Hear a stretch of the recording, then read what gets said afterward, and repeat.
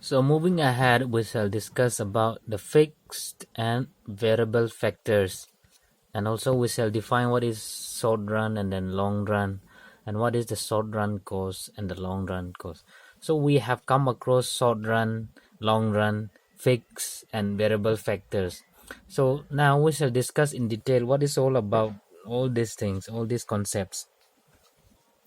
So there are some inputs, or factors which can be adjusted, which can be easily or readily adjusted with the changes in the output level. So a firm can readily employ more workers, if it has to increase their output. Likewise, it can also secure and use more raw materials, more chemicals without much delay, without taking much of their time,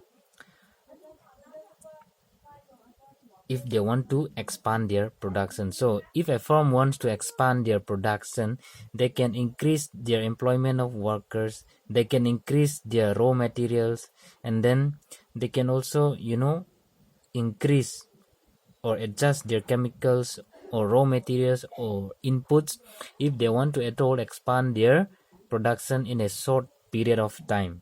So labor raw materials, chemicals, etc., they are readily they can be changed very easily with a change in output. For they can be adjusted easily with the change in output. So they are called variable factors. So they can be adjusted, they can be changed with the change in output at a very short period of time. That is why they are called variable factors. So on the other hand, what do we have here? There are certain factors, such as capital equipments, building, top management personnel, which are not readily varied. They cannot be changed at a very short period of time, such as, installing new machinery, building, new construction or installation of new machine, building factories and all those things. They cannot be changed or adjusted at a very short period of time. It takes time. So these things, capital equipment, building, top management, new machinery, etc., they are all fixed variables because they cannot be adjusted. They are not readily adjusted according to the change in output. It takes time. So the factors such as equipments, capital equipments, building, which cannot be readily varied, and they require comparatively a long time to make adjustment. And then since they are taking a bit longer time, that is in order to set up a new building, in order to install a new machinery, in order to appoint a top management personnel, it takes time. So they come under fixed variable. So we have discussed now what is fixed variable and fixed factors and then variable factors. So in relation to that, we shall define the short run and the long run. So corresponding to the distinction between these variable factors and also the fixed factors, economists distinguish between short run and the long run. So the short run is a period of time in which output can be increased or decreased by changing only the amount of variable factors, and we have discussed what is variable factors. So short run would mean a period of time in which the output can be increased or decreased.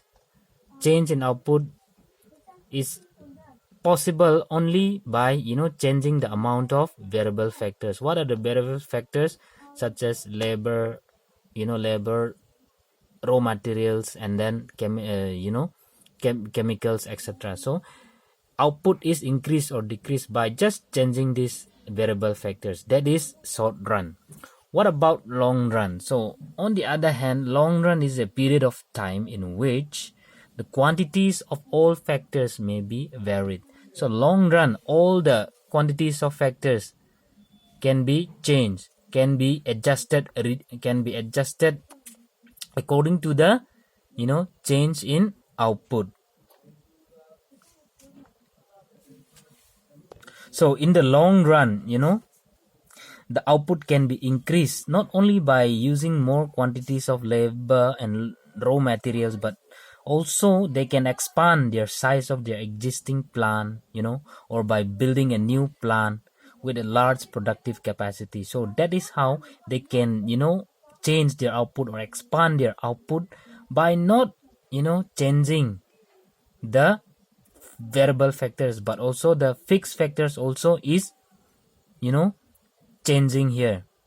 Fixed capital such as fixed variables such as capital, equipment, machinery, so they are changing. Level of technology, they can be changed in the long run to adapt to the level of output. So it may be noted that the word plan in economics stands for a collection of fixed factors such as factory building, machinery installment, the organization represented by the manager, and the other essential skilled personnel. So all these things are fixed factors, but they are able to incorporate in the production of output in the long run, because in the long run it takes a comparative longer time. That is why everything can be changed. All factors can be changed to adapt to the level of output. And again, from the viewpoint of the changes in cost of production, economists draw distinction between short-run costs and long-run costs. What is a short-run cost? Short-run costs are those costs which are incurred by the firm, during a period in which some factors such as capital, equipment, land, management are held constant. So it is nothing but the cost which is incurred by the firm during a period in which some factors are held constant. Some factors such as capital, equipment, land, management are held constant. And long run cost is the cost incurred during a period which is sufficiently large enough to allow the variation in all factors of production. Long run cost is nothing but the cost which is incurred during a period which is sufficiently large enough in allowing the variation in all factors of production. When all factors of production are allowed to vary, then the cost that is incurred during that period is the long run costs. So the short run costs are incurred on the purchase of labor, raw materials, chemicals, fuel, etc., which vary with the changes in the level of output. And on the other hand, the long run costs are the costs incurred during a period which is sufficiently large enough to allow variation in all factors of production, including capital, equipment, land, and managerial staff to produce a level of output. So based on the viewpoint, from the viewpoint of changes in the cost of production, economists distinguish between short run costs and the long run costs.